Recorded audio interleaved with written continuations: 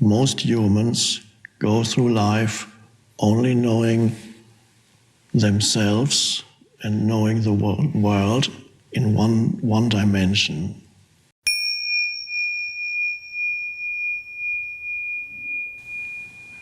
There was a man that many of you have heard of. Some of you read some of the teachings. Socrates. He lived roughly 2,400 years ago in Greece. He never wrote anything. His disciples later wrote down what they remembered, and his main disciple was Plato. And Plato then wrote the Socratic dialogues. We don't know, of course, whether what Plato wrote was exactly what Socrates taught. In a way, what Plato wrote, in Plato's writing, Socrates is a literary character. So the characteristic of Platonic dialogues is that Socrates asks questions. His people who come to him for teaching, he doesn't seem to immediately have the answer. He asks questions and then the person answers, and he gradually leads the person to the answer. Now, in the dialogues, which some of you may have read, some of them, not perhaps many people these days read Plato, in the dialogues, the impression is given that Socrates kind of manipulates a little bit the people who come to him. Then the impression is given that he already knows the answer. He just pretends not to know the answer. That's what comes across in the dialogues. And I think that is the character that Plato created. But I believe, and I have evidence for this belief, that that's not actually what happened. I believe, and I'll tell you in a minute why, that Plato actually started every teaching session from a place of not knowing the answer. And so unlike the impression we get if we read the Platonic dialogues, that he already knows, he's just pretending not to know. No. How do I know this?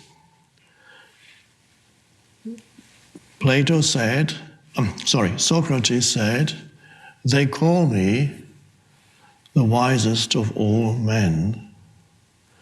And the reason why they call me the wisest of all men is that I'm the only one who knows that he knows nothing."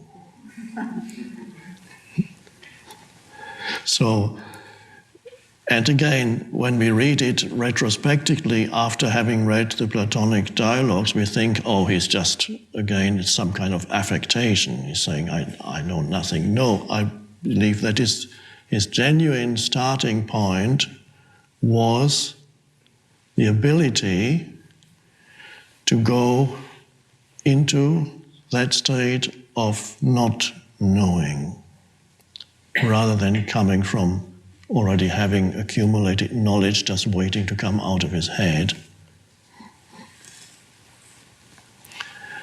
And this is why he was able to think creatively. He actually taught, one could say almost he taught humanity how to think for the first time, to think rationally, but his thinking is creative, it's fresh and new. And it was a process between him and the people who came to him.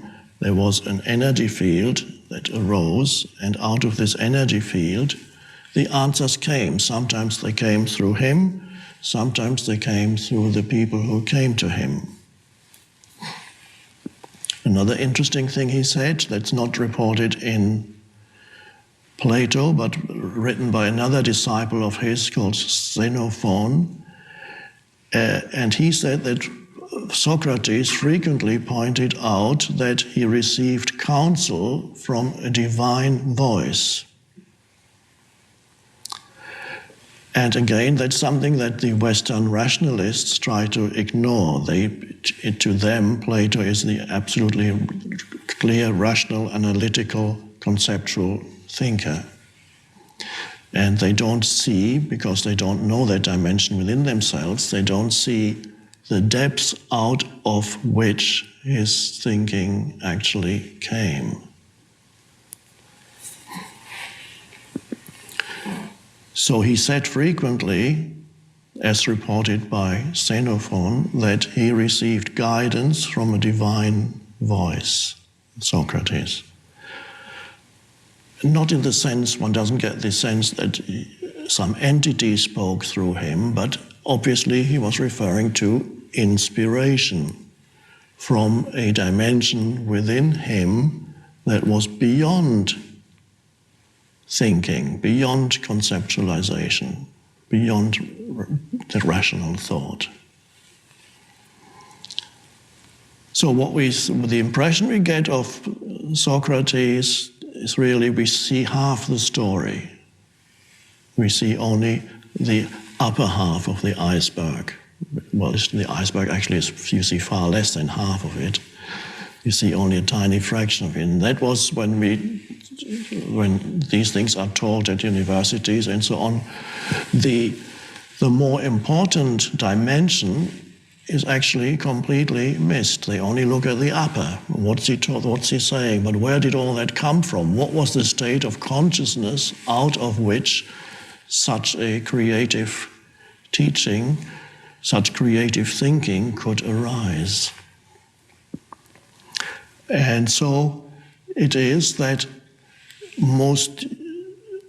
these dimensions, the dimension of conceptualization, of thinking, is in everyone, but the dimension of non-conceptual intelligence is also in everyone. But in the same way that we only see one half of the whole, or less than one half of the whole, when we look at Socrates through the eyes of Plato and through the eyes of Western interpreters, in the same way, most humans go through life only knowing themselves and knowing the world in one dimension. And we could call that the dimension of form. And so let's bring it now, after having gone to Greece, let's bring it to a very immediately verifiable place, here and now. As you sit here, you are aware of yourself as a form identity, obviously, because you are aware of your body, which is a physical form. You are aware of, although you may not remember your past, you have vaguely, you know that you have a past, you have a name, you have an address, and you have a life situation that may not be happening right here now unless you're thinking about it, but you have a life situation, your whole personal past is there, and you have thoughts going through your head, perhaps, and this is what most people identify with and know. That's all they know. They know themselves as that form-based entity.